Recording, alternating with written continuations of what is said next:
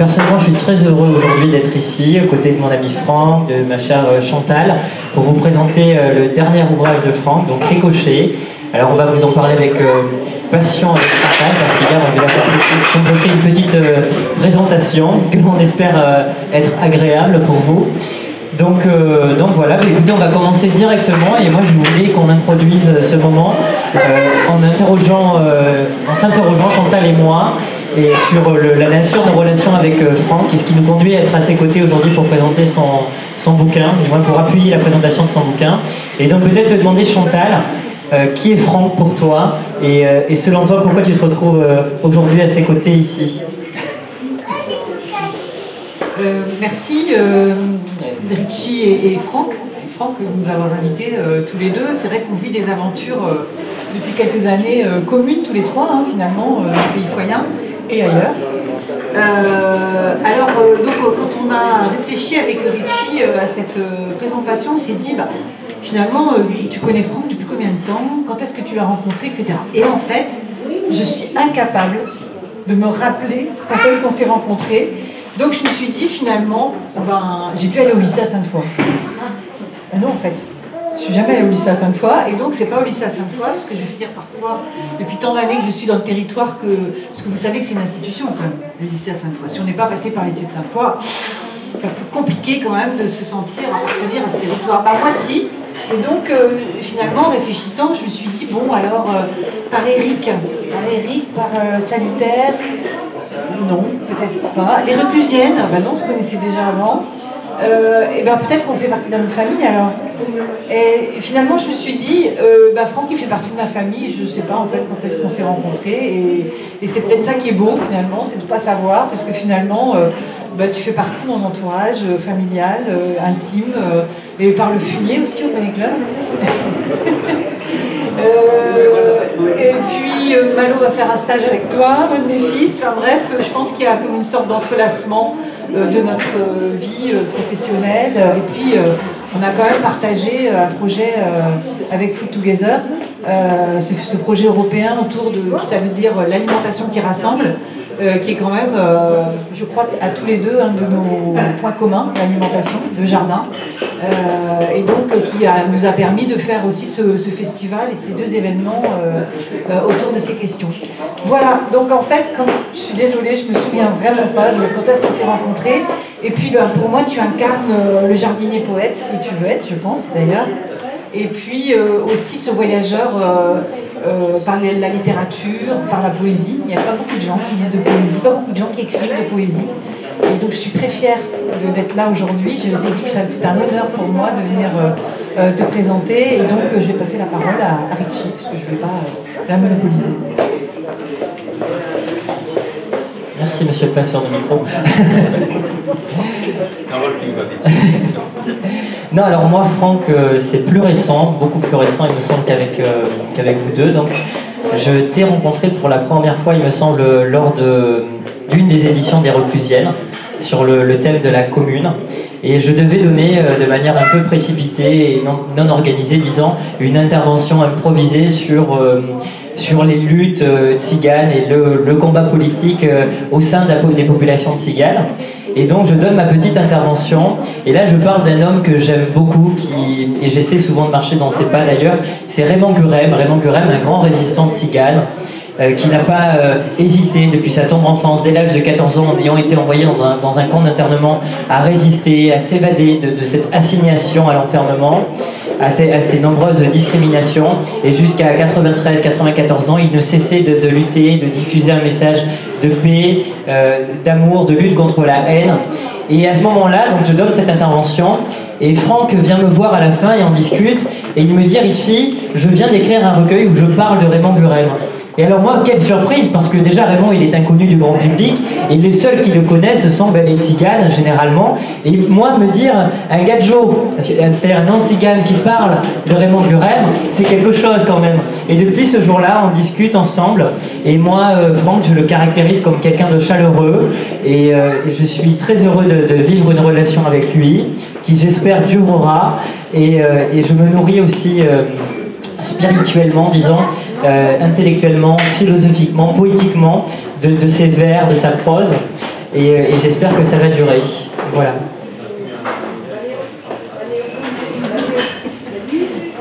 Merci, monsieur le passeur de micro. Alors, on a construit l'échange avec Richie comme si Franck n'était pas là. On est en fait en train de discuter dans un bar avec Richie, et puis vous pouvez participer si vous voulez à la discussion. Donc, Richie, j'avais une question à te poser parce que je viens de lire l'ouvrage Ricochet de Franck David, et je me demandais qu'est-ce que tu as particulièrement aimé dans son ouvrage. Merci, monsieur. Il y a plusieurs choses, c'est difficile à dire ce que j'ai aimé en un seul point. Disons que déjà, sur la forme et sur le fond, qui sont très imbriqués dans son bouquin, et c'est assez drôle à lire, parce que de fil en aiguille, on s'aperçoit de l'interconnexion qu'il y a. Enfin, on en parlera tout à l'heure avec Chantal.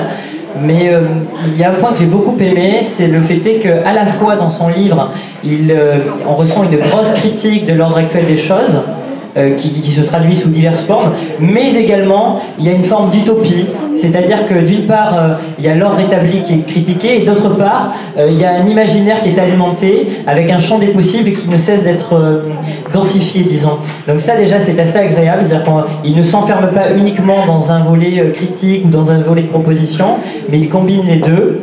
Et une deuxième chose qui moi m'a marqué, c'est la dimension politique que tu donnes, Franck, à l'amour, et sa nécessité absolue qui aujourd'hui nous manque tant. Alors l'amour, ça peut paraître anodin, mais in fine dans nos sociétés, l'amour a une dimension politique indéniable. Et donc moi ça m'a marqué, c'est quelque chose qu'on retrouve à différentes échelles. Et d'ailleurs il me semble que Chantal, toi aussi ça t'a marqué cette question-là. Alors moi c'est le sexe. Je suis peut-être plus à l'aise que Richie pour en parler finalement. Le sexe il est émancipateur et libérateur dans le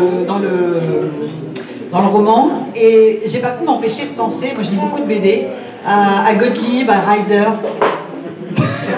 J'étais sûre que t'allais trouver ça surprenant. Mais oui, ce sexe en fait des années 60-70 émancipateur, où par le sexe en fait on contestait le monde, on contestait l'ordre social contre le catholicisme, contre le Vatican, voilà. Et je pense que c'est hyper présent dans cet ouvrage. Et puis je me suis dit que finalement tous les deux on n'était pas dans les années 60, dans ces années 60, 50, on n'était pas encore nés. Et en fait on est les héritiers de cette contestation. Et j'ai aussi voulu vous faire part en fait, puisque je travaille un peu aussi sur ces questions quand même. C'est qu'au lycée de Sainte-Foy, encore le lycée de Sainte-Foy, eh bien, j'ai fait des recherches avec les jeunes, et puis j'ai aussi des enfants qui sont passés par le lycée de Sainte-Foy, et j'ai remarqué qu'il y avait un conservatisme sexuel. Alors je me suis dit, finalement, que Franck, à travers cette question du sexe, qu'il mettait en avant, bam, d'emblée, dès la première page, on y va, et donc qui peut gêner, mais moi j'ai trouvé ça génial. Je me suis dit ça y est, on reprend le flambeau, quoi, ça y est.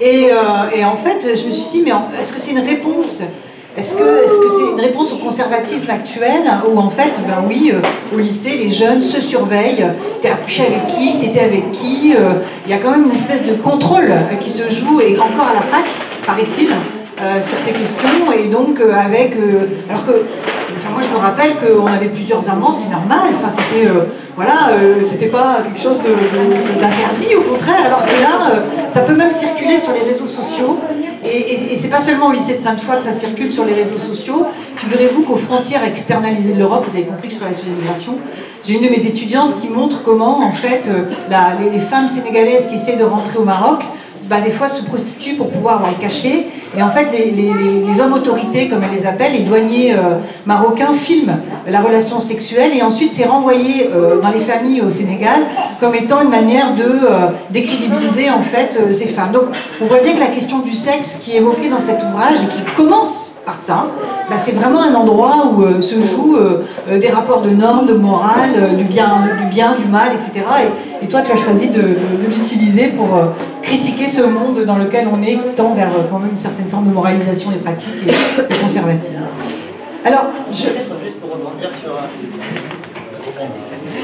Je ricoche.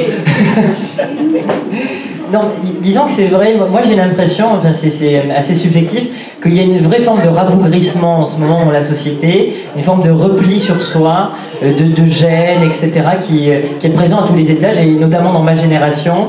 Et finalement, tu mènes un vrai travail de culture de l'imaginaire, parce qu'à travers ce bouquin, tu nous montres que justement le fait de s'ouvrir sur tous les plans, disons, à toutes les dimensions, eh bien ça peut être extrêmement vertueux et libérateur. Et qu'un autre monde d'ouverture sur l'autre, avec les autres, est possible. Donc c'était juste pour rebondir. Il me semble que tu avais une question. Je reprends la main parce que dans notre conversation sans Franck, en fait, je me disais Tal, John, Vertige, Josie, Firmin, Émilie, Sidoine, Théo, tout cela sont des personnages en fait du roman. Je ne vais pas citer tout le monde, mais qu'est-ce qui t'a plu dans ces personnages, Litchi? Ces personnages, ils ont une caractéristique commune, c'est que ce sont tous des cabossés de la vie. Ce sont des gens qui souffrent, c'est des gens qui soit sont exclus du monde dans lequel on vit, parce que c'est un monde qui est ultra conformiste, qui ne laisse pas la place à celles et ceux qui sont différents, ou bien ils s'auto-excluent dans la mesure où il y a un véritable mal-être. Et donc ça, c'est la caractéristique qui me semble qui est commune à la plupart de ces personnages, et même d'ailleurs ceux qui font partie de ce qu'on pourrait appeler l'oligarchie ou l'aristocratie, et bien même ces gens-là, ceux qui ont tout, ceux qui vivent aisément, et bien sont victimes d'un véritable mal-être. Et toi, tu mets ça en exergue, que ce soit sur le plan du sexe, de l'amour, de l'économie, de la vie en général. Et donc il y a cette caractéristique commune, moi, qui m'a plu. Et d'une part, il y a les blessures qui sont présentes chez tous ces personnages, mais aussi leur capacité énorme à se relever, à être debout et à se reconstruire. C'est-à-dire qu'en somme, on voit que rien n'est inéluctable et qu'encore une fois, il y a une véritable note d'espoir en la matière. Et il me semble que toi aussi, Chantal, c'est quelque chose qui t'a marqué en la matière. Alors moi, justement, dans tous ces personnages, Tal, d'ailleurs, je me suis posé la question, est-ce que Franck savait que mon surnom, c'était Tal?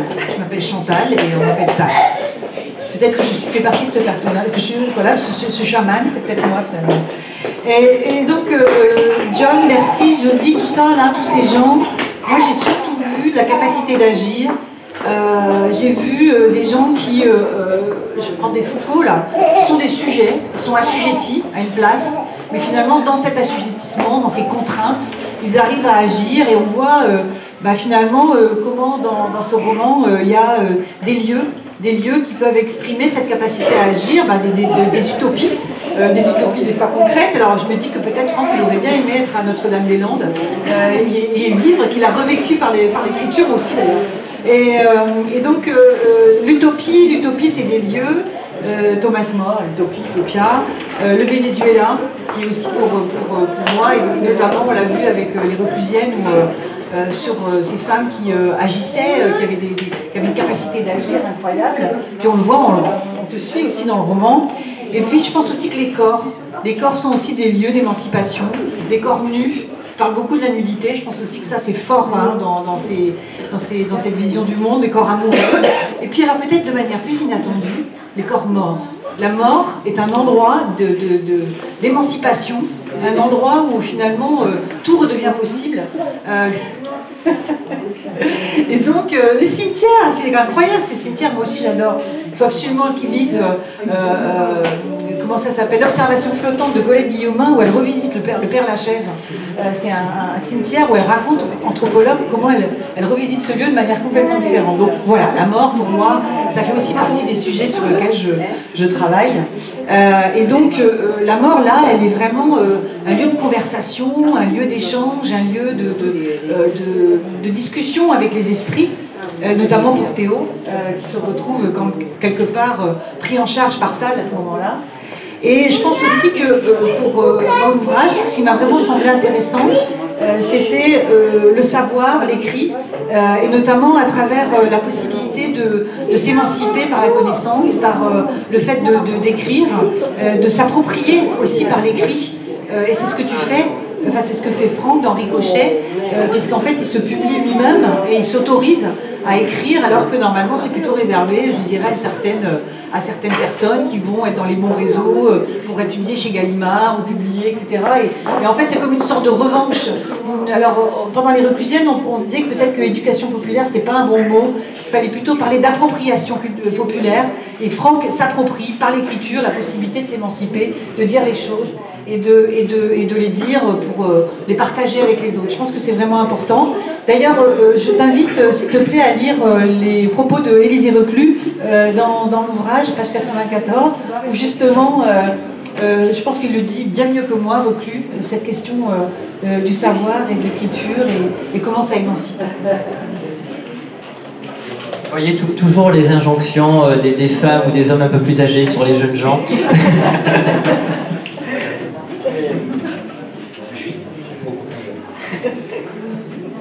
Alors, notre cher Reclus disait: jamais ceux qui pensent ne doivent oublier que les ennemis de la pensée sont en même temps par la force des choses, par la logique de la situation, les ennemis de toute liberté.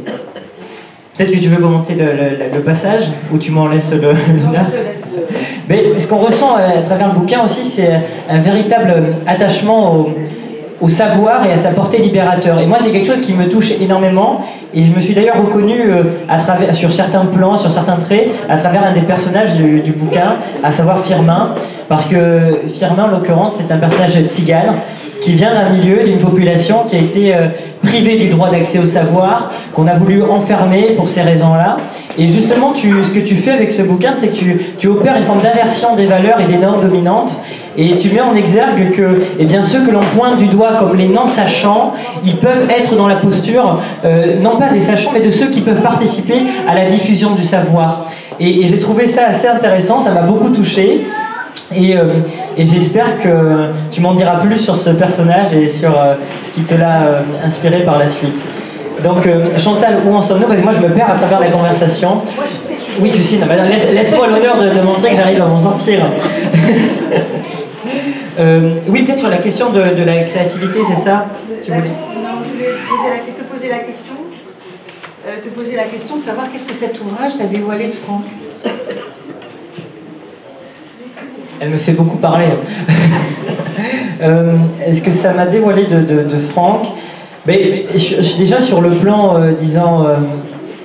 politique, mais aussi poétique, et c'est vraiment imbriqué chez lui, un refus de l'ordre actuel du monde, un refus de la résignation, et une volonté à travers l'imaginaire, mais pas que, aussi concrètement, à travers sa vie, ses expériences, d'être dans la création, de marcher vers autre chose.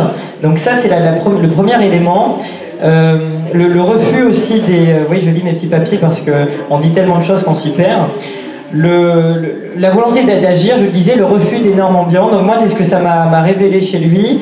Et en fait, il y a aussi quelque chose d'assez marrant, c'est que vous le verrez en lisant le bouquin, et je vous l'invite, non pas pour lui remplir les poches parce qu'il est anticapitaliste, mais parce que c'est très intéressant et très nourrissant, je trouve. Et ce qui est assez marrant, c'est qu'on reconnaît, si on connaît ne serait-ce qu'un peu Franck, on le reconnaît à travers ce livre. On ressent ses expériences, les trajectoires qu'il a pris, les événements qui l'ont marqué. Il essaie de leur donner voix à travers ce bouquin. Je ne sais pas si tu penses la même chose sur ce sujet, Chantal.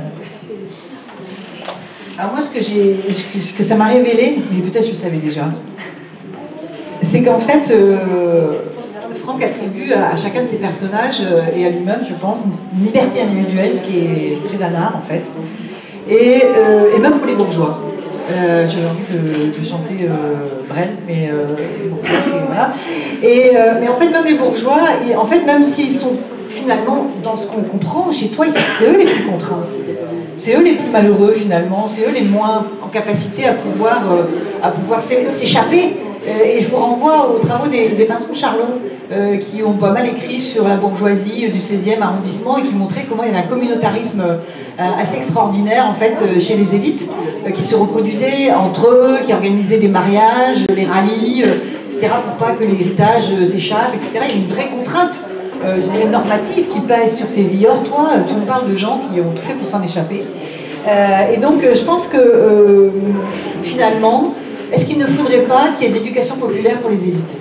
Moi qui ai travaillé pendant longtemps en IUT Carrière Sociale, à former des animateurs socioculturels, on parle souvent d'aller dans les quartiers populaires, dans les banlieues, etc. Mais finalement, l'émancipation, elle devrait peut-être commencer par nos élites politiques, qui sont finalement elles aussi enfermées dans un carcan capitaliste et puis idéologique très fort.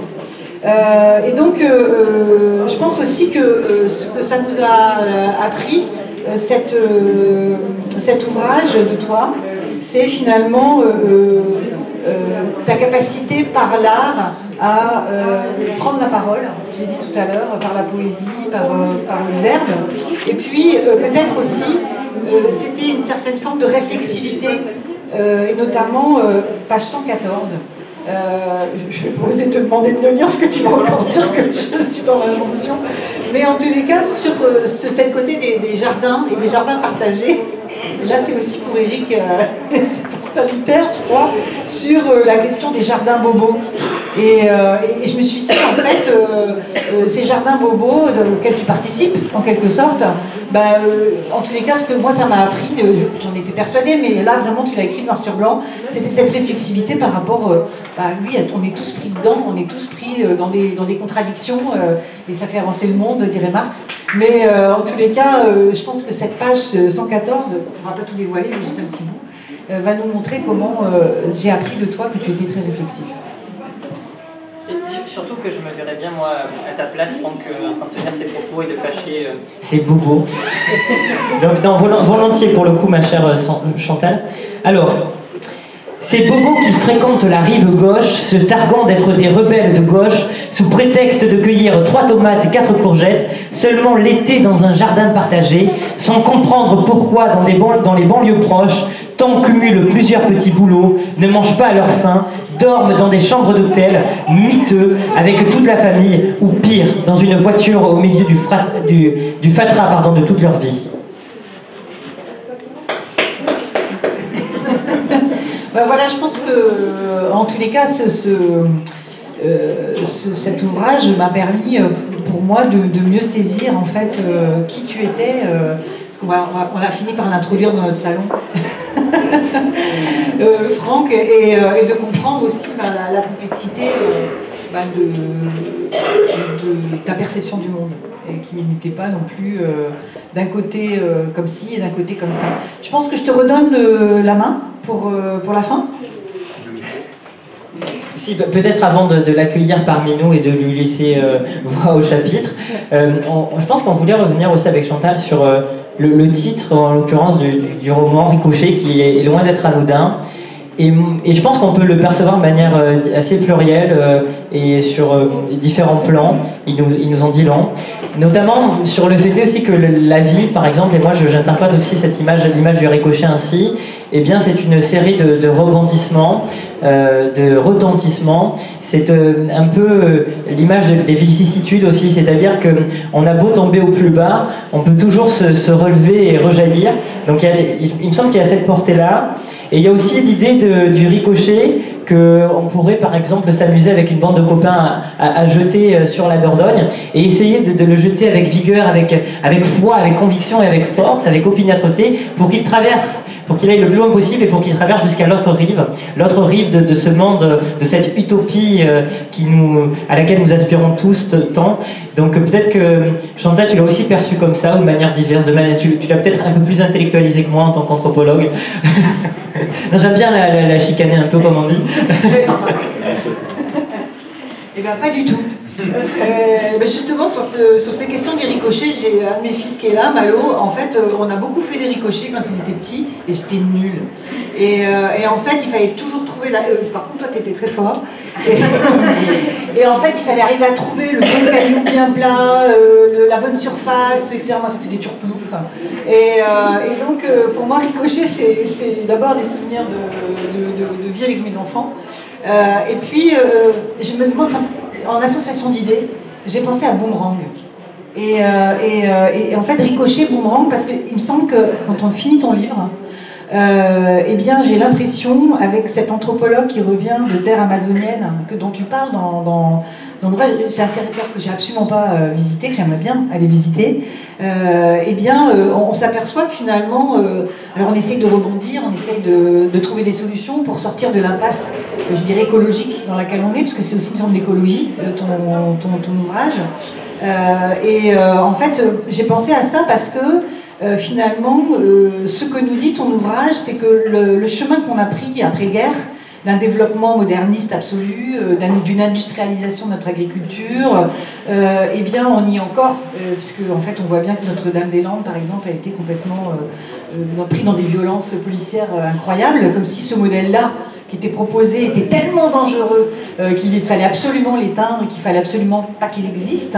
Et je trouve que ce passage par le Venezuela et par ces populations qui avaient une autre manière de vivre que la nôtre, plus en harmonie, je dirais, avec leur environnement naturel. Vous savez, Philippe Descola, il donne dans ses ouvrages en nature et culture, il parle de ce rapport qu'ont ces populations avec les plantes, avec les animaux, avec qui ils parlent en fait, qui sont comme une forme de généalogie dans la parenté. Moi j'ai pensé à ça en lisant ton ouvrage. Ricochet, ça m'a dit boomerang. Pourquoi? Parce que finalement ça nous revient aujourd'hui comme un boomerang, ce chemin qu'on a pris d'extraction de la terre. D'ailleurs, tu parles de la terre comme étant un individu.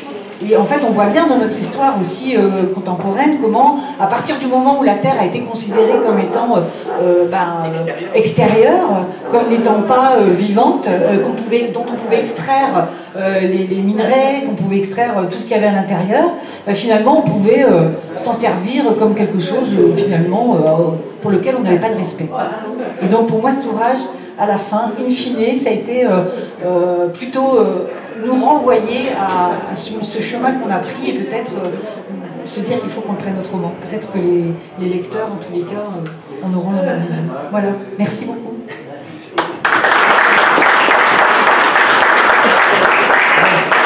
Vous avez hâte de l'entendre, je suppose, non? Oui. Allez, un peu plus d'engouement. Mais on va peut-être te poser quelques questions, si ça te va. Je me laisse porter. Et bon, déjà savoir si on était assez fidèle ou pas au message que tu voulais véhiculer, enfin si tant est qu'il y en ait un, pour commencer. Donc c'est bien à moi de parler. J'adore ces moments-là parce que en fait je me rends compte que ça propose du bavardage et ce bavardage-là me nourrit beaucoup parce que j'ai l'impression de ce que vous disiez là, que ça allait encore plus loin de ce que moi j'avais imaginé pouvoir faire passer. Donc on devrait écrire un livre tous les trois, parce que ce serait tellement puissant, du coup, qu'on irait beaucoup plus loin, l'effet boomerang, comment on s'émancipe même par rapport à des choses qui peuvent être anecdotiques via notamment l'aristocratie ou la bourgeoisie, et comment on arrive quand même à s'émanciper de ces enfermements-là. Bon, c'est vrai que je l'avais un peu dans la tête, mais là vous l'avez carrément quelque part exacerbé d'une telle manière que je peux qu'être invité à pouvoir... alors la fidélité, forcément, que du coup ça y répond. Avant juste de commencer par rapport à ce que vous avez dit, mais j'ai essayé de retenir des choses, mais j'ai mon cerveau qui n'est pas non plus au top. Je voudrais d'abord vous remercier, vraiment d'être là. Je suis très très honoré. Quand j'ai eu cette idée de vous proposer de présenter cet ouvrage-là, forcément, vous avez compris, peut-être en le lisant, ce n'était pas anodin.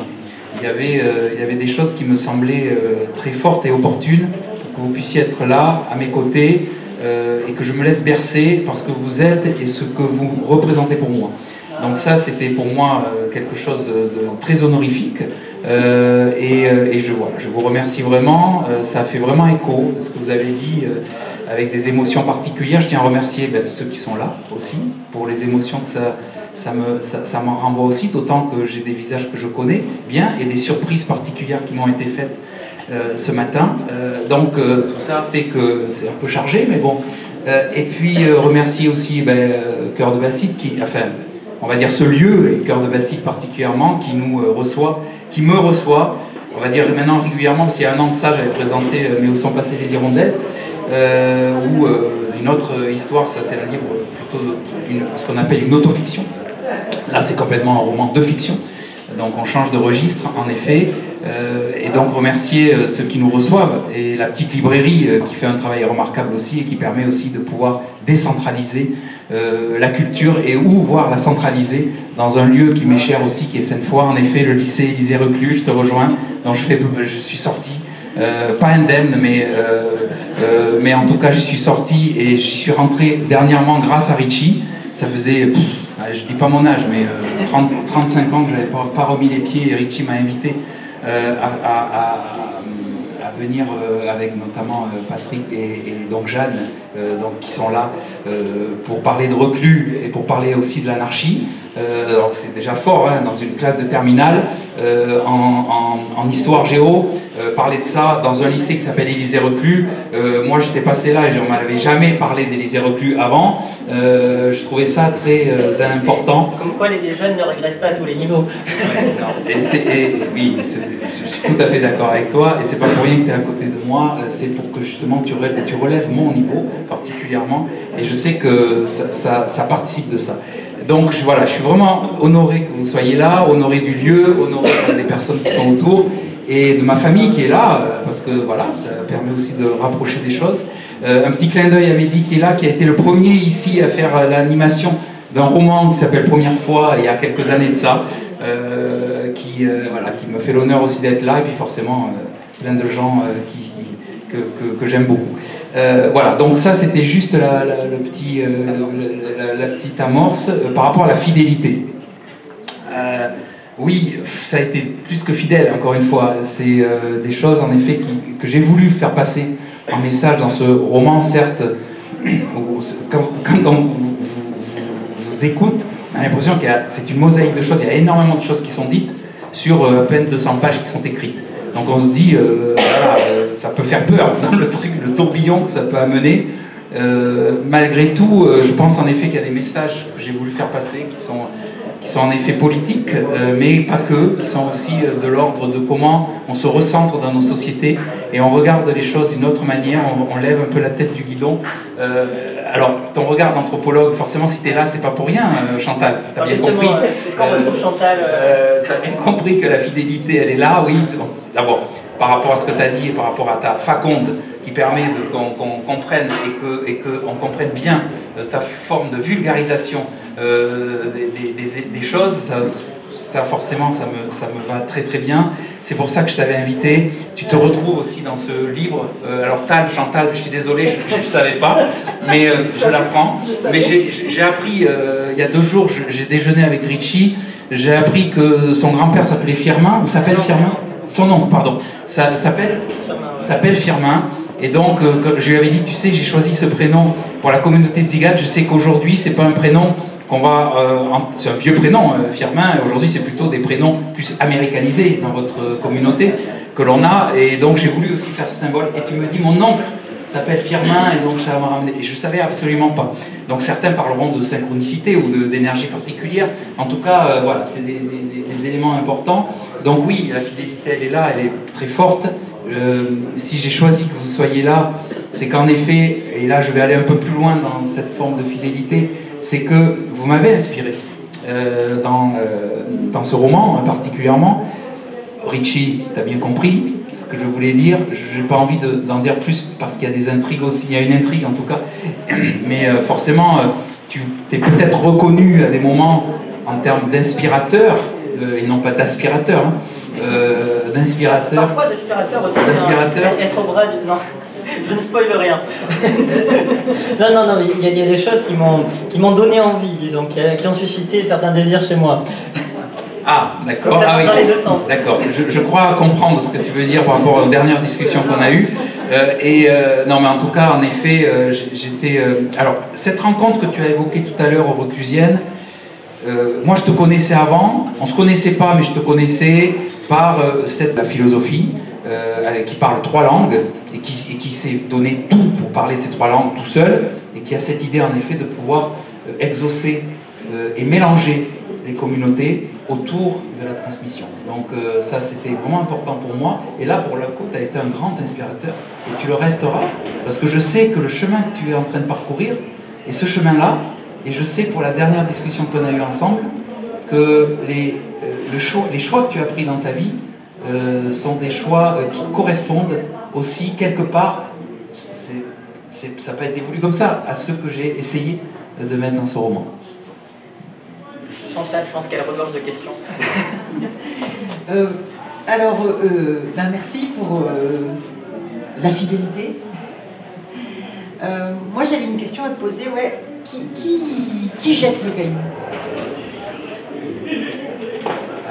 Déjà, l'idée de boomerang, je trouve ça très intéressant. En effet, alors, Ricochet, comment c'est arrivé déjà, Ricochet? Je trouvais qu'au fur et à mesure... Alors, ce qu'il faut savoir, c'est que quand j'écris un roman, je n'ai absolument aucun plan dans la tête. Je fais aucun sommaire. Je suis quand même dans une forme de liberté permanente qui fait que je suis guidé par les émotions que je rencontre au fur et à mesure. Là, j'ai mis 1 an pour l'écrire.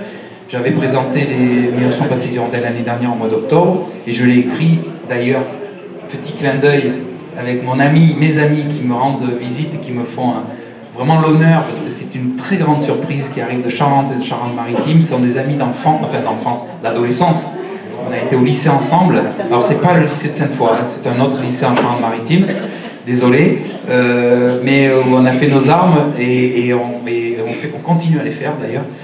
Et donc j'ai commencé le livre, tu étais là, tu étais à côté de moi. On était dans l'Aveyron et j'ai commencé à écrire le livre. Je me levais très tôt le matin, je vous embêtais à me lever très tôt le matin pour écrire ce livre. Donc je l'ai écrit comme ça en fait. J'ai souvent une fin en fait, voilà.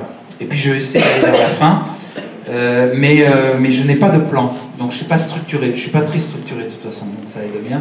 Je ne suis pas très structuré. Donc Ricochet, c'est arrivé au fur et à mesure. Je me rendais compte que, alors si j'avais envie de parler d'une ZAD, de partir d'une ZAD, d'une zone à défendre.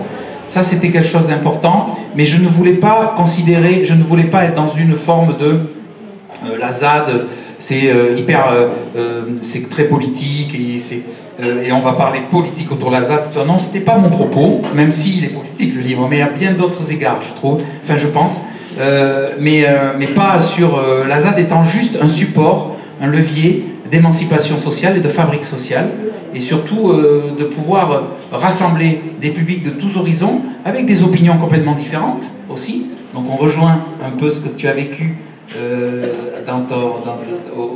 voilà, quand tu étais sur les ronds-points et qui malgré ces horizons différents avait un leitmotiv, une façon de vouloir quand même s'en sortir. Et cette façon-là, je ne vais pas te dire ce que c'est, mais c'est ça les ricochets, c'est que chacun envoie en effet un caillou plat, qui fait pas pouf, mais ça peut faire pouf, c'est pas grave, j'en parle aussi, des fois ça coule au fond mais le fait de le jeter, d'avoir cette acrobatie, de ce geste magnifique, je trouve, quand on fait un ricochet, il faut être acrobate quelque part, il faut avoir la déhanchée, et c'est beau de voir sur l'eau, de compter, il n'y a pas de compétition, il n'y a pas d'enjeu autour de ça, et de voir que ça peut rebondir, et autant de rebonds qu'il y a, c'est autant de fierté que l'on reçoit, et que c'est pas grave que ça ne revienne pas, ça va vers autre rive, ça va vers autre monde, ça va vers autre personne, c'est un peu, on envoie quelque chose qui ricoche parce que ça fait écho, et peut-être sous une forme de spirale. D'ailleurs, quand ça fait des ronds, ça fait des remous, en fait, ça fait une spirale en fait, sur l'eau, et qui permet de partir sur d'autres chemins, d'avoir un peu un effet papillon qui fait que d'un petit quelque chose, ça monte et ça grandit. Et c'est ça, tous ces ricochets. Alors, il y en a plein de ricochets, en effet. Il y en a plein parce que c'est émaillé de formes de nouvelles, qui pourraient être considérées comme des nouvelles, mais qui se raccrochent à un moment donné. C'est tout ça, les ricochets. Et c'est comment, à la fin, la ZAD a perdu le combat. Il y a un lac. Ils ont perdu. Au début, le livre s'appelait le lac qui a perdu ses ricochets. Voilà, ça s'appelait comme ça, en fait. Je ne sais pas tout à fait le nom, mais c'était ça. Je trouvais que c'était long, que ça rappelait l'autre, mais où sont passées les hirondelles. Et du coup, je voulais me raccrocher à quelque chose de beaucoup plus ramassé. Donc j'ai pris ricochet. Mais c'était le lac qui a perdu ses ricochets. C'est ce lac-là, au milieu de la ZAD, où il s'est passé plein de choses, où cette fabrique sociale s'est mise en place. Et à un moment donné, le combat s'est perdu et le lac a perdu ses ricochets. Et ces ricochets, c'est tout le monde qui a envoyé ces ricochets, comme des enfants jouent. Et c'était ça, en fait, l'idée des ricochets. Et si peut-être hier avec Chantal, on s'interrogeait. Alors peut-être il ne faut pas trop que tu en dises, étant donné que beaucoup n'ont pas encore le roman, il me semble. Mais on se demandait tous les deux, mais finalement, on s'est dit, il va nous dire à qui il nous identifie. Mais lui, alors, tu vois, est-ce qu'il y a un personnage à travers lequel tu t'identifies plus, ou bien c'est la somme de caractéristiques qui leur sont propres à travers lesquelles tu te retrouves? Est-ce que tu pourrais nous faire part de cela, parce qu'on est très curieux avec Chantal et ça nous a intrigués. Qui es-tu? Alors vous m'avez présenté, ce que je trouve honorable, de la manière que vous l'avez fait tout à l'heure, de me présenter. C'est toujours émouvant d'écouter des amis qui me sont chers et qui me renvoient des choses sur la présentation. Donc toi, tu as perdu la mémoire de notre rencontre. Moi aussi, pour être franc. Je ne sais absolument plus comment. On s'est tellement imbriqué, tout ça. Donc toi, tu as une mémoire plus fraîche. Ce n'est pas parce que tu es jeune et pertinent, voire sûrement impertinent souvent, mais et je t'invite à garder ton impertinence, tant que c'est pas d'insolence. La façon que vous avez présenté renvoie donc au fait aussi qu'on se raccroche à plein de valeurs et d'émotions aussi qui nous rapprochent. Là-dedans, dans ce livre, franchement, c'est vraiment une fiction, c'est des personnages complètement inventés, mais forcément, on se raccroche toujours à des choses qu'on a vécues. Tu parlais du Venezuela. Quand j'ai écrit le chapitre sur le Venezuela, j'étais au Venezuela. Donc c'était au mois d'août dernier. Et donc, je voyage quand même pas mal. Tous les ans, je pars en Amérique latine, ou je suis parti dans d'autres contrées plus tôt, enfin quand j'étais plus jeune, mais je n'avais jamais écrit véritablement sur ce que j'avais ressenti sur ces voyages-là. Et là, j'avais envie de poser un acte sur au moment où j'étais là-bas. J'étais au milieu de ces ambiances, de ces effluves, de ces communautés magnifiques, de ces gens qui sont extraordinaires, très accueillants en Amérique latine. Je vous invite à y aller si vous n'y êtes pas allé. C'est remarquable, et particulièrement là, enfin moi je ne connais pas l'Amérique latine, mais Cuba, Venezuela, Colombie, tout ça c'est quand même des peuples incroyables. Et donc j'ai écrit à ce moment-là, donc je me suis rattaché en effet à des émotions que je vivais à ce moment-là.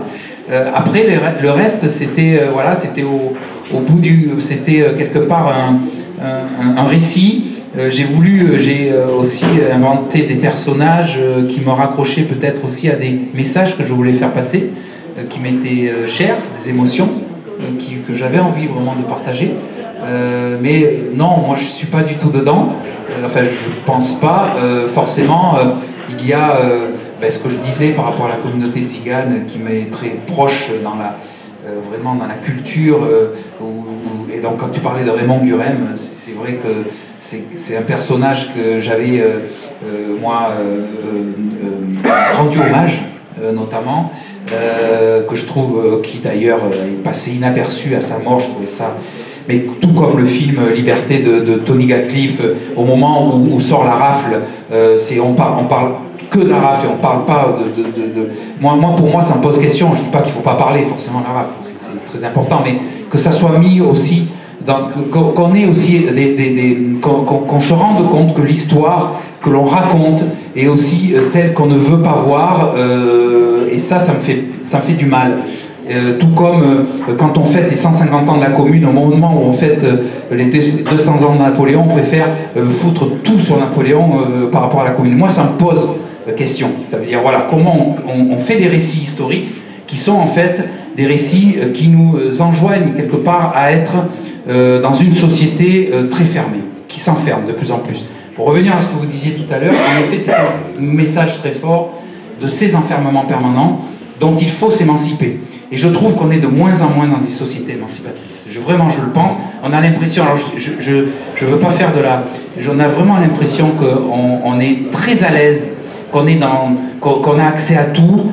Malgré tout, on se protège tellement, on est dans des petites permanentes, des petites chapelles, des petites religions, des petites églises en permanence qui font qu'on devient tellement partisan qu'on ferme sur cette partisanerie et on oublie de regarder les autres à côté, voire on leur donne des coups de dague. Ça me fait vraiment peur. Il y a énormément de choses aujourd'hui qui se passent où les réseaux sociaux exacerbent ça, et dès qu'on veut essayer de se dire mais regardons différemment, peut-être que, et on est considéré comme des complotistes, on est considéré comme on est haï à un niveau, en fait c'est très très dur, et donc comment on sort de ça? Comment on s'émancipe de ça? Je me permets de faire une petite parenthèse parce que là tu me tends une opportunité d'en parler. Hier avec Chantal on a débordé un peu et on a parlé de Gramsci et de son concept de bataille culturelle. Et je ne sais pas pourquoi, mais je me suis dit que l'entreprise d'écriture que tu faisais, bon, toi, elle répondait à des inspirations qui te sont singulières et que tu nous as explicitées, que tu vas peut-être continuer à nous expliciter tout à l'heure. Mais outre cela, il y a une dimension avec le fait de cultiver l'imaginaire qui prend part, implicitement ou pas, à ce processus de bataille culturelle. Et tu parlais de l'ignorance, par exemple, de ces moments historiques qui sont importants, qui sont constitutifs de l'histoire de l'humanité, et qui pourtant sont mis de côté dans certains récits nationaux. Et je pense, et c'est moi un des combats que auxquels je vais prendre part, c'est cette bataille culturelle, c'est essayer de mettre des mots sur les mots MAUX qui ont été mis dans la poubelle des oubliettes et des événements à ne pas mettre sur le devant de la scène. Et donc ça me semble effectivement très important. Et même par le biais de la fiction, c'est ce que je voulais dire pour attacher un peu à ton bouquin, tu y prends part parce que tu cultives un peu l'imaginaire et tu dis que oui, autre chose est possible. Et ça aussi, c'est une lutte contre l'enfermement, parce que dire qu'il y a d'autres images, d'autres conceptions, d'autres habitudes, d'autres postures que l'on peut adapter que celles qui sont dominantes aujourd'hui, c'est important. Et je pense que ça peut faire germer des réflexions chez chacun d'entre vous. Peut-être on va peut-être laisser la parole aussi à nos chers amis qui nous entourent ici, parce que peut-être que vous avez des questions et c'est bien aussi d'être dans quelque chose d'interactif, à moins que Chantal, Alors, avez-vous des questions? Chers foyens, foyennes et celles et ceux qui viennent de plus loin. Bah dis donc, vous n'êtes pas très curieux. Alors non, on va simplifier. Pour commencer par le début, et peut-être une curiosité, est-ce qu'on pourrait avoir une lecture de la première page où ça commence par la sexualité?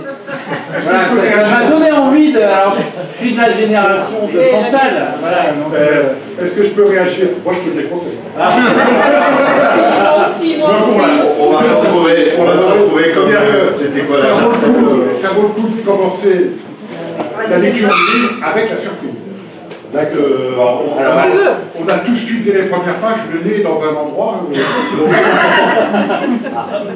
Enfin, la description n'est pas très flatteuse pour une femme de plus de 70 ans. Comme quoi, merci. Quand même, on va mettre la remarquer. Bon. Merci Catherine de cette parenthèse. Je ne sais pas du coup ce que je dois faire si on fait le pas, mais en tout cas... Moi, on m'a renvoyé à la lecture, moi je le lirai avec grand plaisir. Bon, Il faut y aller, je sais pas. on ne peut pas lire plus bien.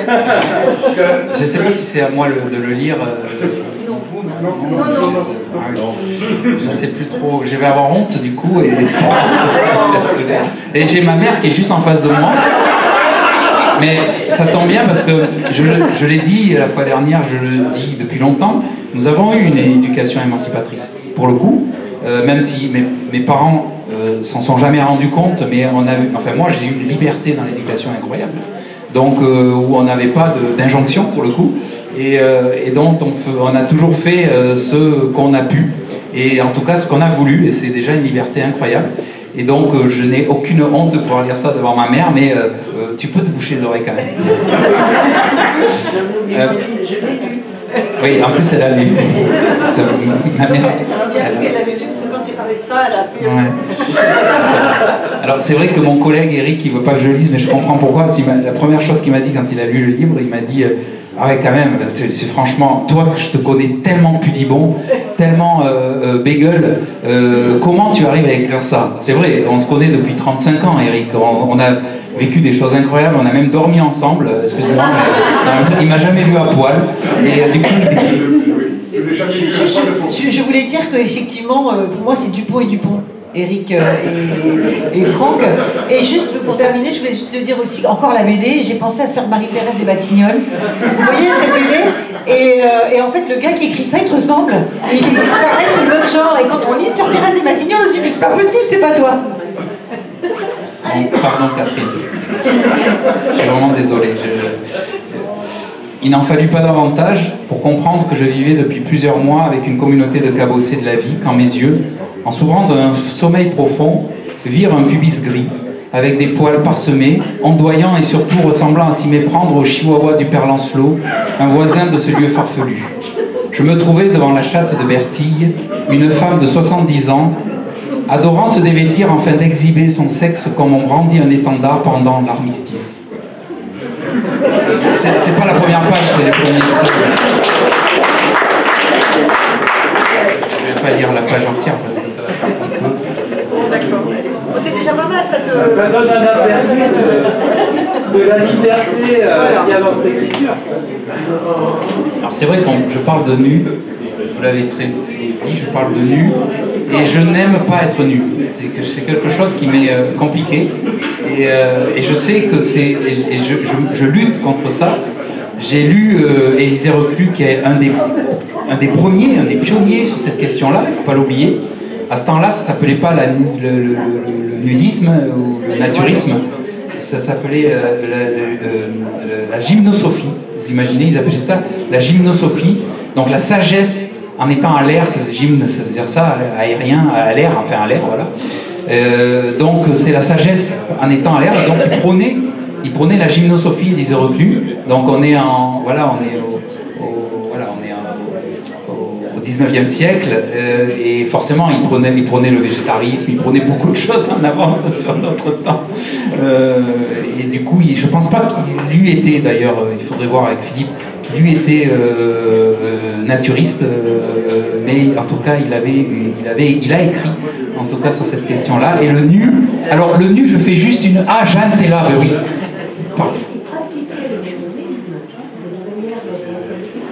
Dans sa douche.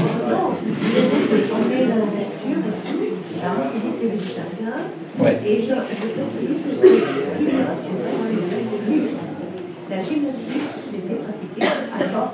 Voilà.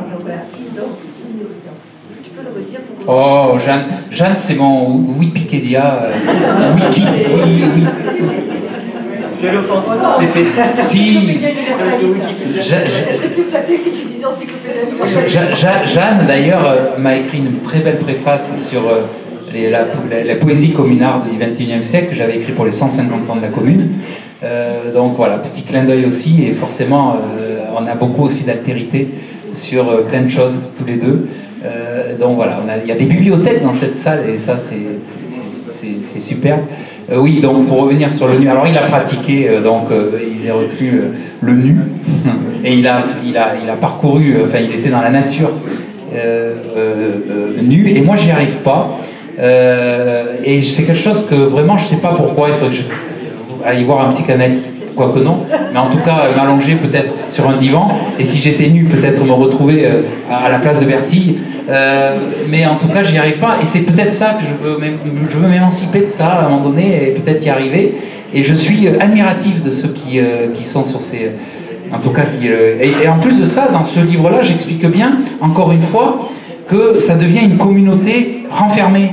Les naturistes, donc ils ont des campements, ils vont à... Voilà, et là c'est pas le cas, c'est comment on s'émancipe de ça d'une autre manière en étant nu. C'est aussi... il y a plein de clins d'œil, en effet, sur l'émancipation. Je fais juste un autre clin d'œil, parce qu'en fait, sur cette présentation de Ricochet, j'ai sorti en même temps un ouvrage qui c'est donc un recueil de poésie. J'aime beaucoup la poésie, en effet. J'écris plus de poésie que de romans, d'ailleurs. Et donc il s'appelle Accroché au nu, voilà, tout simplement, qui s'appelle Accroché au nu, où donc les nus c'est N-U-E-S, mais c'est aussi un jeu de mots pour les nus de la femme nue aussi, de la féminité, et voilà, donc c'est un clin d'œil, je sortis en même temps en fait, et pourquoi? Parce que d'abord c'est une histoire de famille cet ouvrage-là, parce que la couverture a été dessinée par mon neveu, Malo, donc un Malo de plus, voilà, qui n'est pas là, et la préface a été écrite par mon frère qui est là, dont je suis très fier, qui m'a écrit, bien que ça a été au forceps, à la douleur de ce qu'il est, de comment il renvoie comment il renvoie une forme d'émancipation dont je suis fan, et cet amour qu'il a et qui cache trop de mon point de vue, et donc il m'a écrit une préface où je pense que c'est la seule chose intéressante dans ce livre, c'est la préface en fait. Donc je vous invite pas à l'acheter, mais tout à l'heure à la lire. Donc c'est une page parce que tout est dit dedans, et voilà, c'était le petit clin d'œil par rapport au nu. J'essaie de faire, tu vois, de combiner tout pour voir si j'ai encore un peu de célérité. Je sais pas. D'autres remarques, questions de membres comme Bernard? Une lecture émancipatrice. On est aussi une vraie communauté là, comme sur cette table. Nos visages. Moi, ma deuxième remarque, qui peut faire question aussi, c'est est-ce que c'est pas dans ce roman l'expression d'un espèce d'imaginaire qui est partagé par une espèce de collectif, non pas une ZAD, mais autour du 44, des Reclusiennes, de France-Amérique latine. Moi, je ne connais pas Franck aussi bien que vous, mais ce que vous avez décrit, c'est quelque chose qui circule beaucoup, qui est très partagé. Alors, je ne sais pas si c'est un imaginaire collectif au-delà du tien. Mais je crois beaucoup, en effet, à ce que... Oui, en effet. D'abord, Bernard, il faut savoir une chose, c'est que Bernard était à côté de moi quand j'ai écrit le chapitre sur le Venezuela. Je ne savais pas d'ailleurs. Tu ne savais pas, je me levais aussi très de bonne heure.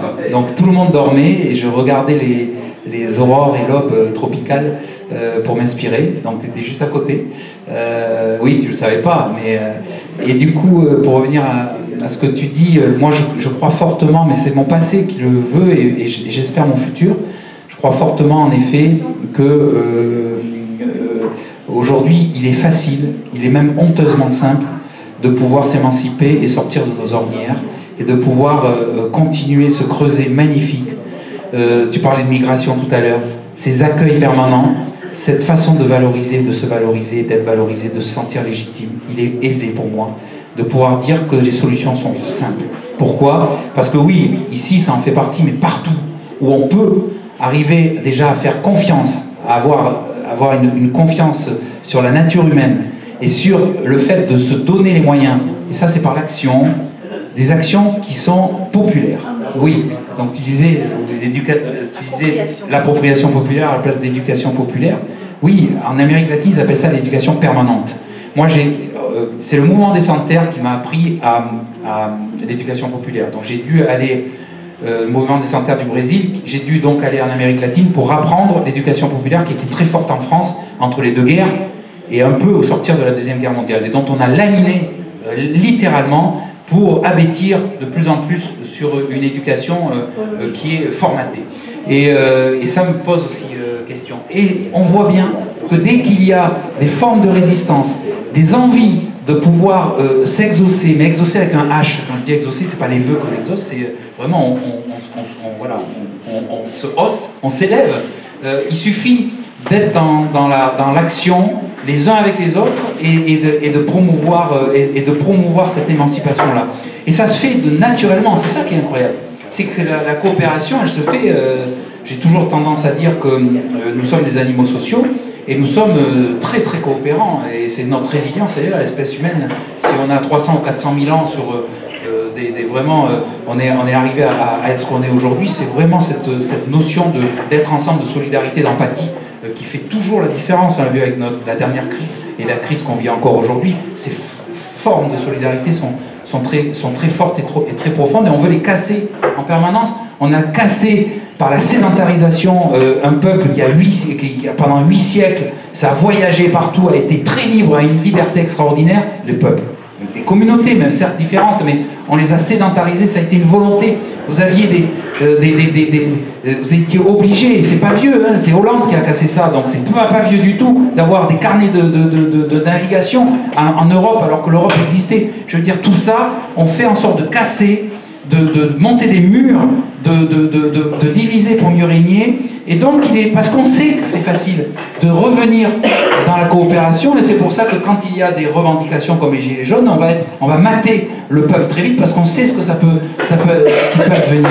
Et ça, je dis que c'est très facile, par l'action, par des actions telles que celle-ci, par des lieux tels que celui-ci, par des manières dont on a pour avoir acheté, Bernard tu connais, pour avoir acheté ce bâtiment et faire qu'on a en fait un pôle social ou un pôle socio-économique, socio-culturel économique, comment on arrive à aller au-delà même, ou à devenir véritablement tous des politiques, tous des, je dirais, de la manière de faire de la politique, oui c'est simple, il suffit juste d'avoir peut-être de mettre de l'huile dans les rouages et que cette huile-là, eh bien, elle soit parmi tous, quoi, et qu'on ait envie vraiment de sortir de là. Et c'est un peu ces ricochets-là que j'ai voulu, cette fabrique sociale.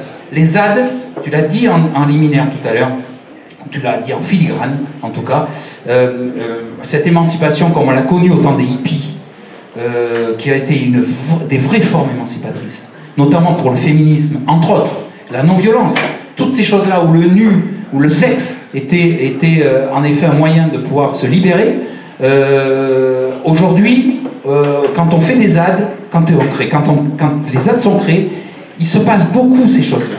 On est beaucoup dans de la fabrique sociale permanente, on est dans l'éducation permanente, dans de l'appropriation populaire, on est beaucoup là-dessus, on les casse, et on se dit que ce sont des voyous, que ce sont des délinquants, que ce sont des gens qu'il faut, voilà, qui sont là contre la République. C'est entièrement faux. C'est des gens qui viennent construire, qui viennent lutter pour justement sauvegarder. Alors ici, il y a un clin d'œil à l'écologie en effet, mais un clin d'œil aussi à la communauté, à cette communauté qui se renferme sur une écologie qui est pour moi régressive et dont on ne mesure pas les conséquences aujourd'hui et qu'elles sont réelles.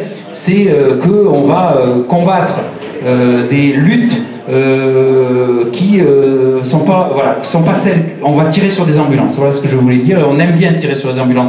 Ici, ce lieu-là, on a beaucoup aimé, on aime toujours beaucoup tirer sur l'ambulance encore, et ça, moi je me bats contre ça, parce qu'il y a toujours des erreurs, forcément qu'il y a des erreurs et tout, c'est le PFH, c'est le putain de facteur humain, on le connaît, ça peut être aussi un potentiel de facteur humain, mais malgré tout, c'est passer à l'action, essayer de faire des choses, eh bien, ça force le respect, et il faut, et c'est facile de tirer sur des ambulances, parce qu'en général, ceux qui tirent sur les ambulances, ceux qui ne sont jamais dans les actions, et qui sont dans le blabla, et qui sont dans l'intellectualisation à outrance, et qui voient que les choses de leur propre zone de confort. Et donc, oui, pour répondre à Bernard, je pense que ces lieux-là m'ont inspiré, parce que c'est aussi le passé que j'ai.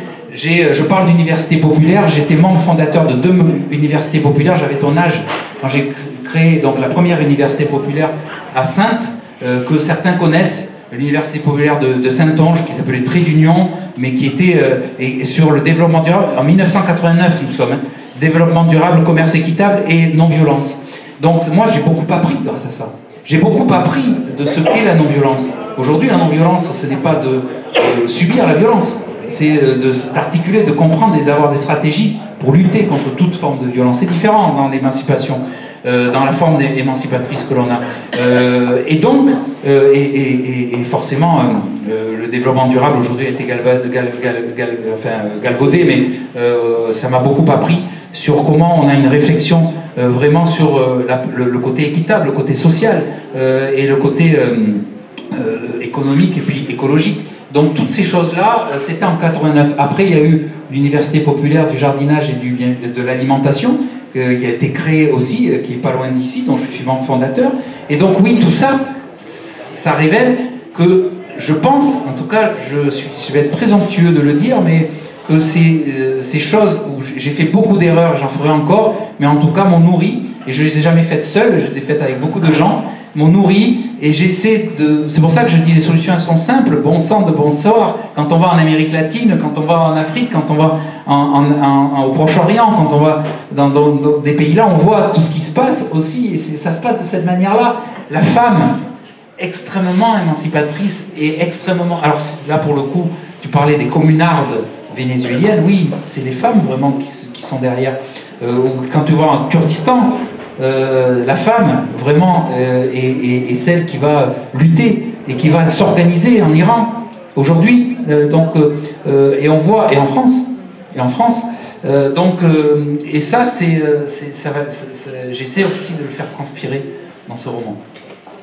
peut-être réagir aussi sur quelque chose. Tu parlais, et ça me tient particulièrement à cœur, parce que comme tu l'as dit, c'est ce qui m'a constitué, notamment sur le plan politique, de cette richesse du lien, du fait de parler et de s'affranchir des assignations qui stipulent que les tziganes devraient rester entre eux, les gadgets devraient rester entre eux, et que finalement nous ne sommes pas faits pour nous parler les uns les autres, que si aujourd'hui les prolos souffrent en France, c'est la faute de cet immigré qui n'a rien et qui vient tout te prendre, soi-disant. Eh bien moi je dis, j'en suis convaincu, que lorsque l'on discute, lorsque l'on s'entremêle, lorsque l'on pose une discussion sur la table, eh bien il y a une richesse qui émerge de cela, et la diversité de nos points de vue, de nos analyses mises en commun peut induire quelque chose d'extrêmement puissant. Et moi je pense notamment à ces expériences que le pouvoir a écrasées. Et il l'a écrasé non pas pour rien, mais parce qu'elles étaient d'une subversivité absolue. C'est le cas des lieux de discussion, des universités populaires qui s'étaient ouvertes sur les ronds-points lors des Gilets jaunes. C'était véritablement des universités populaires. C'était le rassemblement de tous ces gens que l'on pointait du doigt comme étant incompétents pour faire de la politique, de tous ces gens qui s'égaraient parfois, par exemple en votant Le Pen, et qui grâce à ces discussions le soir, moi je m'en souviens, je sortais du collège à 16h30 à pied, je filais sur ces ronds-points pour discuter avec des papis, des mamies et des gens souriants qui avaient plein de convictions, qui avaient des existences extrêmement riches derrière elles et derrière eux. Et donc finalement, ces gens qui s'égaraient, qui manquaient de connaissances politiques, ceux qui votaient Le Pen par exemple, se sont mis à crier en 6 mois « Somon tutti antifascisti ». Et c'est pour vous dire à quel point la discussion, la mise en relation, l'évasion de ces assignations à la non-discussion, à l'absence d'échange, eh bien peuvent être riches. Et on doit y veiller, on doit ne pas hésiter à aller les uns vers les autres. Moi j'ai fait cet été 5000 km à pied et en stop, et je peux vous dire à travers, sur le chemin de celles et ceux qui luttent, eh bien que de la richesse, du potentiel, il y en a. Il suffit de braver cet interdit et de ne pas tomber au piège, de ne pas tomber dans le piège de celles et ceux qui veulent que l'on s'éloigne les uns des autres, qui veulent que l'on se mente les uns contre les autres. Parce que nous avons bien plus qui nous rassemble, bien plus qui nous fait converger que tout ce qui pourrait nous diviser. Et ça, j'y tiens, et merci de montrer à travers ce bouquin le potentiel que peut avoir la réunion de toutes celles et ceux qui souffrent, le potentiel qu'ils ont ensemble, la manière dont ils peuvent faire preuve d'imagination pour mettre à mal, mettre un caillou dans l'engrenage systémique qui détruit tout, dans ce rouleau compresseur qui vise à détruire et écrabouiller notre monde. Donc voilà, il y a un vrai potentiel, les amis. Discutons, échangeons, partageons, cultivons nos jardins ou notre jardin commun, parce qu'il en a plus que besoin d'ailleurs. Donc merci Franck, c'est un vrai plaisir d'avoir lu ce bouquin, de m'en être inspiré, et je pense que ce sera tout le cas. On a beaucoup à en apprendre sur le plan de l'imaginaire.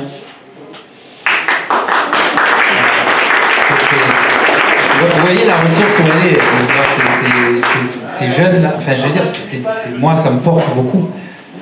Et je sais que si on est reliés tous les deux, et tous les trois on va dire, mais si on est reliés, c'est ça qui m'anime, c'est cette conviction que tu as. Et, tu vois, on parlait de jardin partagé, mais Richie a fait partie de jardin partagé à Sainte-Foy, donc tu as été dans l'action aussi, tu sais, tu as fait ce tour de France, je t'ai suivi.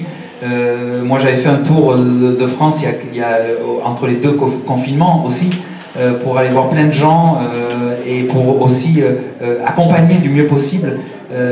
Et donc c'est pour ça que je dis les solutions elles sont là partout. Il suffit juste de les relier et de se relier à elles, et il y a plein d'actions. Et c'est par l'action en effet qu'on passe aussi, et par l'intellectualisation ça va être important. Il ne faut pas non plus s'imaginer qu'on va être que dans l'action. Pour être dans l'action, il faut aussi savoir de quoi on parle et savoir d'où on est constitutif, pour mieux appréhender par l'histoire, par la politique, par la géopolitique, de mieux comprendre comment on évolue, de mieux comprendre une communauté différente, de mieux comprendre comment on peut sortir de sa zone de confort. C'est là aussi que ça se joue. On parlait des universités populaires, là, il y a en effet cette idée d'école libre, qu'on peut appeler aussi, que Élisée Reclus d'ailleurs a prôné et en a fait partie, en Belgique notamment, et a fait des conférences sur l'école libre. Et donc ces écoles-là qui sont ouvertes à tous, qui permettent de pouvoir s'affranchir des dictates, et aussi de pouvoir comprendre et de pouvoir mieux analyser, c'est aussi inscrit dans ce roman-là avec une utopie, en effet, que j'ai. que j'ai, mais je parlais que je suis membre fondateur de 2 universités populaires, mais j'aimerais, j'ai en tête de pouvoir en fonder une 3e. J'en ai parlé d'ailleurs à Reclusienne la fois dernière avec, j'ai perdu son prénom, mais celle qui est donc le professeur de philosophie et qui monte des universités populaires aussi. J'ai dans la tête, et c'est dans ce roman-là, de pouvoir monter une université populaire autour de 3 thèmes, les mathématiques, la philosophie et les arts. Pour moi, c'est très important parce que c'est des matières qui aujourd'hui sont, au moment de l'Antiquité, sous l'Antiquité et le Moyen-Âge, nos savants étaient, des grands savants, étaient mathématiciens, philosophes et artistes. C'était quelque chose d'important. Platon disait nul n'entre ici sans être algèbre. Nul n'entre ici en philosophie sans être déjà algèbre. C'est quand même, c'était fort. Et la créativité des mathématiques, des grands mathématiciens en parlent, est tellement forte, l'intuition par les mathématiques et la créativité des mathématiques est tellement forte que ça renvoie à l'art, ça renvoie à ça, et donc des grands, bon, on parle de Vinci forcément, que tout le monde connaît, mathématicien et artiste, mais il y en a tellement qui sont philosophes, mathématiciens et artistes, et qu'on ne trouve pratiquement plus aujourd'hui dans nos sociétés, tellement c'est segmenté. On a segmenté notre relation à l'éducation sur des choses qui sont extrêmement opportune, et si on enseigne encore la philosophie en terminale, on est un des rares pays en Europe à le faire. Si on le fait, mais il faut continuer à le faire, c'est très important, mais moi je dirais, et je rejoins Frédéric Lenoir par rapport à ça, c'est qu'il faut arriver à l'enseigner dès le primaire, parce que la force de penser, cette force d'analyser, cette force de comprendre les choses par les mathématiques, cette force de pouvoir être créatif, parce qu'on a tous cette possibilité de créer, de s'émanciper par la création. C'est pour moi, c'est des mamelles où on devrait être nourri à ce sein-là pour arriver à comprendre que avant, il n'y avait pas de raison que les savants ne passaient pas par ces lieux, par ces thèmes-là, pour arriver à faire comprendre au monde la richesse. On parle d'Aristote, mais aussi on pourrait parler de Descartes, qui est beaucoup plus récent, mais qui était mathématicien et philosophe, il ne faut pas l'oublier. Alors je le préférais mathématicien, pour être franc avec vous, parce que pour revenir à la philosophie, il renvoie à ce que tu disais sur la nature, et donc ce que l'homme en a fait après, l'humain, pardon, en a fait après. Bon, après on a nos partis pris, forcément qu'on a nos partis pris, mais voilà, donc ça me semblait important de pouvoir montrer par la communauté tzigane comment ces 3 thèmes pouvaient permettre de rapprocher énormément de communautés différentes.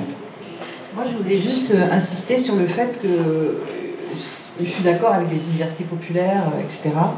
Mais il ne faut pas abandonner l'école. Et je pense que le lycée, le collège, le primaire, l'université, je vous rappelle que l'université, nous avons 30% d'étudiants en plus et nous sommes 30% en moins. Nous n'avons pas de salle. Et qu'en fait, pour exercer notre métier, nous n'avons pas les moyens, et c'est pas seulement à l'université que ça se passe. Je sais aussi que dans d'autres établissements, on va recruter des gens qui n'ont pas du tout été formés pour tout ça. Donc on voit bien aussi que dans certains pays d'Europe, on empêche le droit de grève des enseignants, qu'il y a aussi un combat à mener à l'intérieur même des établissements qui existent et qui étaient, je vous rappelle qu'ici, Pauline Kergomar a été une des inventrices de l'école maternelle. C'est un grand endroit ici de penseurs, et de penseurs où les gens venaient faire leurs humanités à Sainte-Foy-la-Grande, où c'était un endroit où on pensait, où il y avait des établissements pour penser. Et je pense que déjà, ça c'est un des points sur lesquels je voulais revenir. Le deuxième point, je vous ai dit tout à l'heure que j'ai enseigné pendant 20 ans à l'UT Carrière Sociale de Bordeaux-Montaigne. Je suis très fière d'être passée par cet établissement, où en fait c'est un endroit où on peut créer, où on va retrouver des enseignants de théâtre, des dessinateurs, des mathématiciens, des politiciens, des gens qui ont des formations extrêmement différentes pour former des animateurs professionnels. Et là aussi, je vous rappelle que ces gens-là ne sont absolument pas reconnus. Ils sont hyper mal payés. À peine ils arrivent au SMIC quand ils travaillent dans les centres sociaux. Je pense qu'il y a aussi là un enjeu d'éducation populaire, puisque l'éducation populaire, c'est professionnalisé avec l'animation professionnelle. Et je pense qu'il y a déjà des lieux qui existent et qui sont attaqués de toutes parts.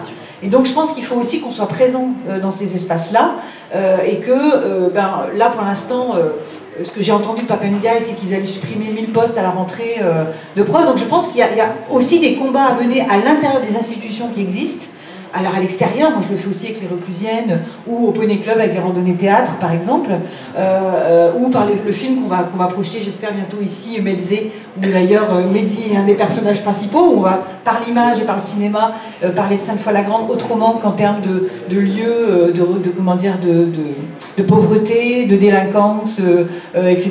Donc je pense qu'il y a plein de moyens de le faire, mais il y a aussi des institutions historiques qui existent, et je pense que le combat à mener, il va être aussi à l'intérieur de ça. Enfin, véritablement. Je pense qu'il y a un vrai enjeu et on ne s'en rend même pas compte.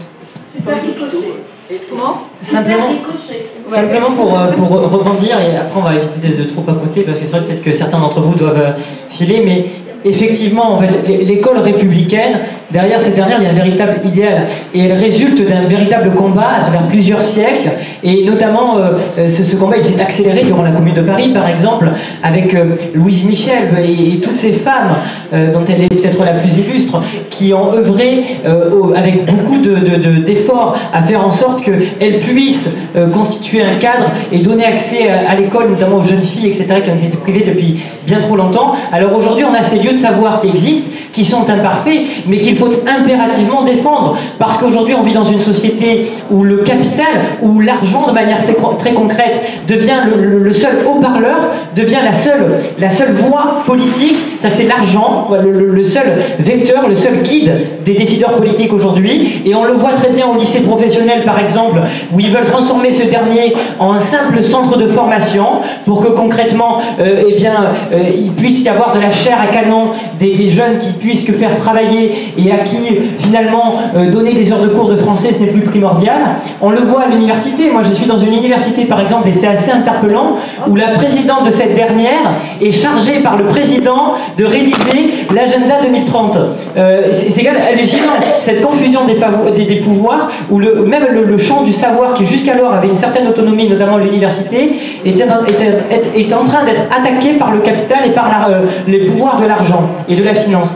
Donc ça c'est la première chose que je voulais dire. Et la deuxième, c'est que bien sûr, sur le long terme, on peut améliorer ces lieux de savoir. Moi, je pense notamment à ce que disait Ivan Illich dans la convivialité. Bon, alors certes, il y a à boire et à manger, mais il disait quelque chose qui est assez important, c'est qu'aujourd'hui, il y a une segmentation, une division des champs, des disciplines didactiques, alors qu'on a besoin de manière primordiale aujourd'hui de faire en sorte de développer les pratiques intellectuelles transdisciplinaires. C'est fondamental pour répondre aux enjeux de notre temps et notamment à la question écologique qui va nécessiter impérativement à ce que l'on réponde aux problèmes et aux questions de manière transdisciplinaire. Et ça, Edgar Morin en parle avec la pensée complexe. Donc il y a deux choses. Il y a déjà protéger ce qui a été acquis et deuxièmement, et parce que c'est en danger, et deuxièmement veiller à ce que ces centres de formation, les centres intellectuels de savoir, formels ou non, puissent progresser et permettre à tous et tous de recevoir la formation la plus fine et la plus efficiente possible. Mais là, on déborde un peu beaucoup, anarchistes que nous sommes. Donc, Franck, peut-être le dernier mot. Ça va être dur. Mais c'est ça la force, en effet. Oui. Enfin, là, tu dis plein de choses et tu le dis avec une telle passion qu'on sait que tu seras le cheval de Troie qui rentre dans plein d'institutions aussi pour faire bouger les lignes. Et je rejoins, en effet, je vous rejoins. Et l'idéal, en effet, ça arriverait à faire de l'école publique, aujourd'hui, je dis publique. Hein. Voilà, c'est important aussi ça. L'école publique, donc l'école de la République aussi. Et les lieux, en tout cas, oui, les lieux d'éducation populaire, d'appropriation populaire, de pouvoir ouvrir au populaire, justement, à l'éducation populaire, à des moments particuliers où il peut y avoir donc des mixtes qui puissent se faire, ça se fait d'ailleurs, hein.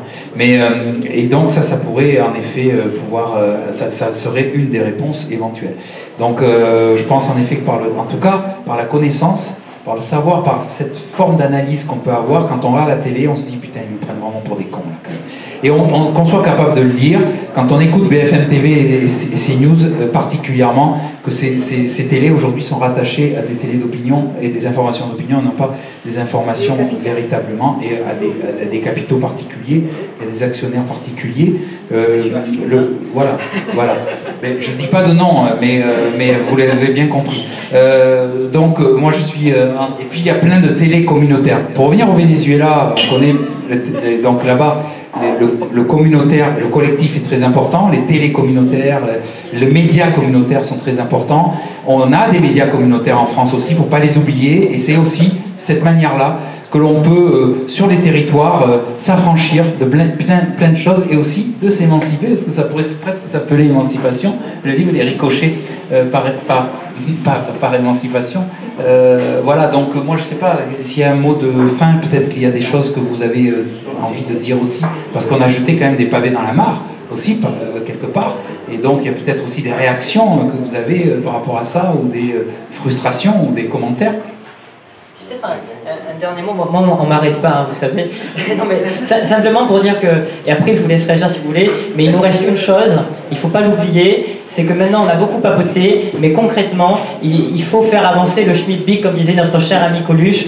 Donc allons-y, et saisissons toutes les opportunités qui vont venir, qui vont émerger, pour se retrouver ensemble, pour lutter, parce que c'est libérateur, c'est un vecteur d'émancipation, et c'est dans la lutte qu'on acquiert le savoir.